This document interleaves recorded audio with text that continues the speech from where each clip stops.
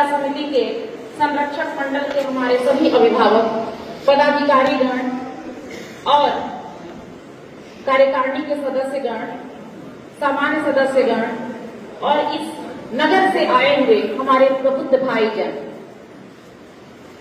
हमारे बीच नारी शक्ति के रूप में पधारी हुई पूर्व उप मेयर लड्डू जी, अखिलानंद ओझा जी, भाई राममूर्ति जी, राम कुमार जी, भाई अवधेश पांडे जी, अभिभावक तुल्य मेजर राणा प्रताप सिंह जी, मनोज जी, पुष्पेंद्र जी, मैं नाम नहीं लेना चाहूंगा। आप सभी को, जितनी भी बड़े हैं, सबको करबद्ध मैं नमन करना चाहूंगी, प्रणाम करना चाहूंगी। मैं इस शहर की बेटी हूं, मैं इस शहर की बेटी हूं और मैं इस शहर की बहू भी हूं, लेकिन मैं सामान्य नारी नहीं हूं। मैं सामान्य नारी नहीं हूं कि मुझे आंख दिखाकर कोई डरा देगा और भुड़क करके कोई हमें धमका देगा। मैं कोई पद की लड़ाई नहीं लड़ रही, मैं पद की लड़ाई नहीं लड़ रही हूं। मैं नारी समानता की लड़ाई लड़ रही हूं और नारी स्वाभिमान की लड़ाई लड़ रही हूं। अगर आज कोई प्रेम से आए और यहाँ पर सक्षम आदमी खड़ा हो जाए तो मैं अध्यक्ष का पद त्यागने के लिए तैयार हूं। मुझे अध्यक्ष पद की जरा भी लालच नहीं है, लेकिन मुझे लालच है अब उस मंच की कि वहां पर कोई गलत काम नहीं हो, क्योंकि राम सृष्टि भी है और राम सृष्टा भी है, राम दृष्टि भी है, राम दृष्टा भी है, और उस राम का हम तिरस्कार होते नहीं देख सकते। हम सनातनी हैं। हम जिस घर में पैदा होते हैं वहां सिखाया जाता है कि जब बच्चे होते हैं तो भगवान श्री राम का, भगवान कृष्ण का नाम लेते हैं। अपने छोटे से बच्चे को हम खिलाते हैं, कान्हा कान्हा करके खिलाते हैं, क्योंकि मर्यादा पुरुषोत्तम प्रभु श्री राम जब त्रेता युग में पैदा हुए तो राम हुए और द्वापर में पैदा हुए तो कृष्ण हुए। उस राम कृष्ण के वंशज हैं हम। उस मंच को हम शर्मिंदा नहीं होने देंगे, उस मंच को हम दागदार नहीं होने देंगे।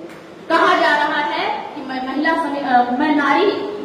नगर रामलीला समिति की कार्यकारी अध्यक्ष थी। मुझे नहीं मतलब है, अध्यक्ष पद से मतलब नहीं है, नारी के स्वाभिमान से मतलब है।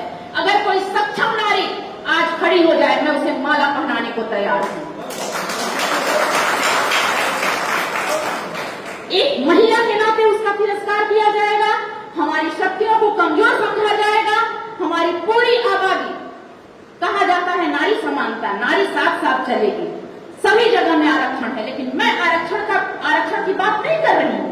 मैं बात कर रही हूं सक्षमता की। जो सक्षम है वो अपना हक लेगा, चाहे वह किसी जाति संप्रदाय का क्यों न हो। हम जाति की बात नहीं करते हैं। हमारे मर्यादा पुरुषोत्तम प्रभु राम ने सबरी के मीठे बेर खाए थे। उन्होंने अगर किसी को अपने सभा भवन में बुलाया था, अपने राज सिंहासनारूढ़ होने के समय, तो उस केवट को बुलाया था, केवट राज को बुलाया था, ना कि किसी राजे रजवाड़े को बुलाया था। हमारी नजर में तो सभी हमारे भाई हैं, जितने सनातनी हैं सभी एक मंच पर आए, सभी का स्वागत है। एक मुट्ठी के लोग किसी भी संस्था का संचालन नहीं कर सकते। कहा जाता है हम 400 वर्षों से संस्था का संचालन कर रहे हैं। सभी नगरवासी रामलीला मैदान में पहुंचे और देखे कि नगर रामलीला समिति की क्या स्थिति है, उस मैदान की क्या स्थिति है।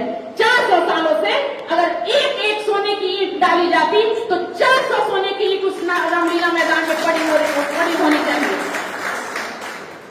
हम सिर्फ उस मैदान की स्थिति को सुधारना चाहते हैं, उस मैदान को अच्छा बनाना चाहते हैं।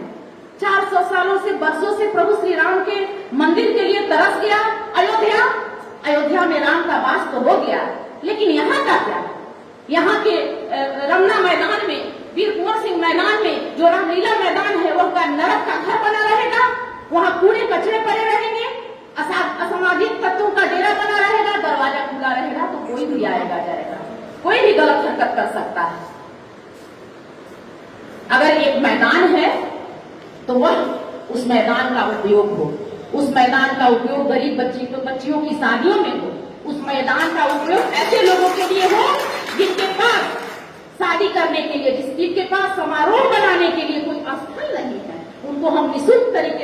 सहयोग करें, उस मैदान का उपयोग ऐसे चीजों में हो, ना कि एक समाज विशेष के लोग उस पर बैठ करके और कहें कि नहीं इस पर मेरा हक है। हम किसी समाज में अपने समाज को नहीं बांटना चाहते। आने वाला समय हम सबों के लिए बहुत भयानक समय है।